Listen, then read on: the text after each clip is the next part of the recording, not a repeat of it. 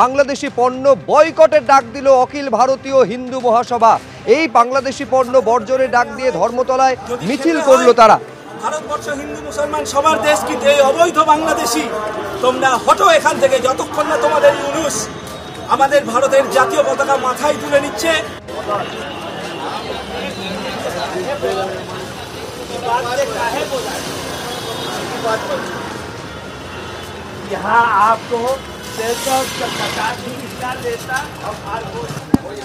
তারা যদি কোনো হোটেল বা কোনো ঘর ভাড়ায় আসে তাদেরকে ঘাড় ধাক্কা দিয়ে তাড়িয়ে দিতে হবে।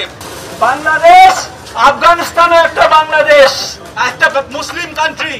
তারা তোমাদেরকে বলে যে তোমরা লুঙ্গিধারী, তোমরা রিক্সা টানার যোগ্য।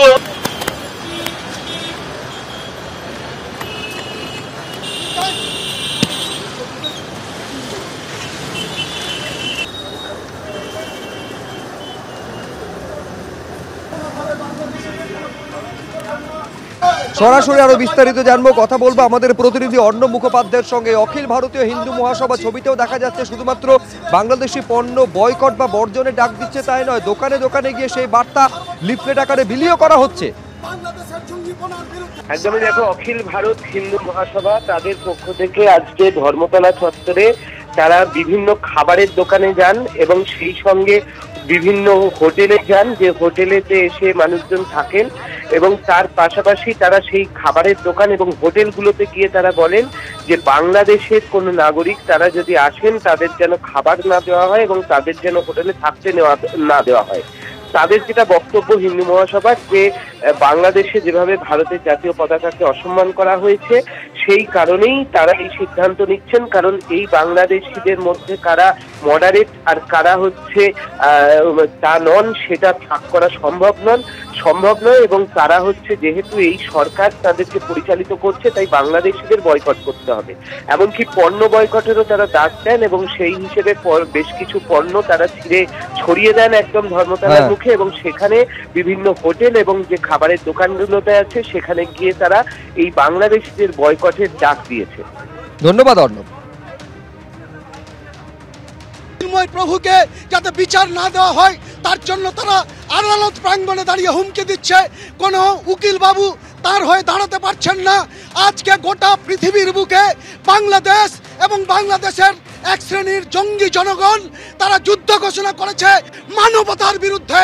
এই মানবতা বিরোধী যুদ্ধের বিরুদ্ধে আমরা রাস্তায় নেমেছি। বাংলাদেশি জঙ্গিদের সর্বত্র বয়কট করার আবেদন জানিয়ে তাদেরকে যাতে পণ্য বিক্রি করা না হয়, তাদেরকে যাতে খাবার দেওয়া না হয়, তাদেরকে যাতে ভারতের কোথাও আশ্রয় দেওয়া না হয়, চিকিৎসা দেওয়া না হয়, তার আহ্বান জানিয়ে আমরা মানুষের দরজায় দরজায় ঘুরছি।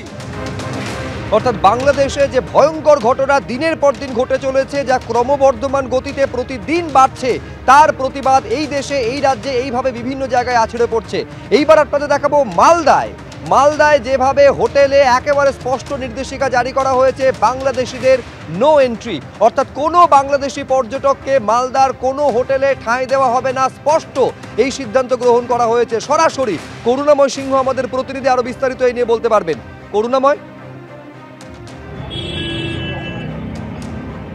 দেখো, মালদার হোটেল বাংলাদেশি নাগরিকদের জন্য বন্ধ, গেট বন্ধ তুমি বলতে পারো।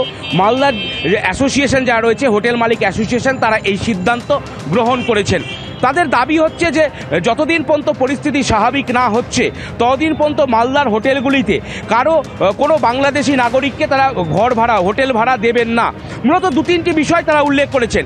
একদিকে বাংলাদেশে হিন্দুদের উপর অকথ্য অত্যাচার করা হচ্ছে, যেখানে ভারতীয় ফ্ল্যাগকে অবমাননা করা হচ্ছে, এবং পাশাপাশি কিন্তু এই যে পরিস্থিতি, সেই পরিস্থিতির জন্যই কিন্তু তারা মনে করছেন যে এই যে হোটেল, সেই হোটেলগুলিতে তারা দেবেন না। এবং তোমাকে বলে রাখি একটা গুরুত্বপূর্ণ বিষয়, মালদার একটা বিস্তীর্ণ এলাকা জুড়ে ভারত বাংলাদেশ সীমান্ত রয়েছে এবং সেই সীমান্ত দিয়ে অনুপ্রবেশ ঘটতে পারে।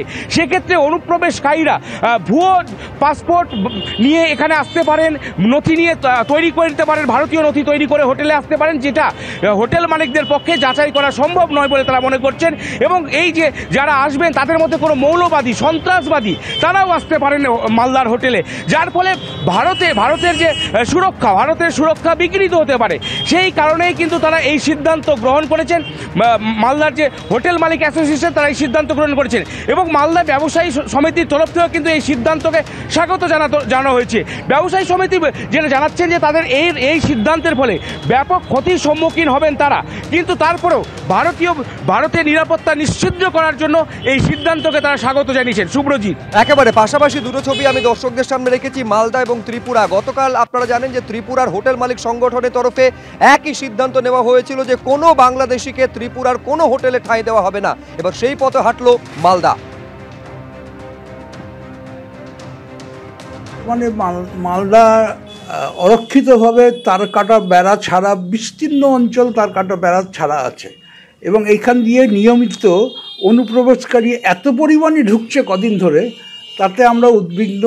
এবং এই অনুপ্রবেশকারীর মধ্যে থেকে যে কোনো উগ্রপন্থী ঢুকবে না তার তো কোনো মানে নেই। আমরা এই সিদ্ধান্ত নিতে বাধ্য হয়েছি আমাদের স্বার্থ এবং তার সঙ্গে সবচেয়ে বড় কথা আমাদের দেশের স্বার্থের জন্য এই সিদ্ধান্ত নিতে আমরা বাধ্য হয়েছি।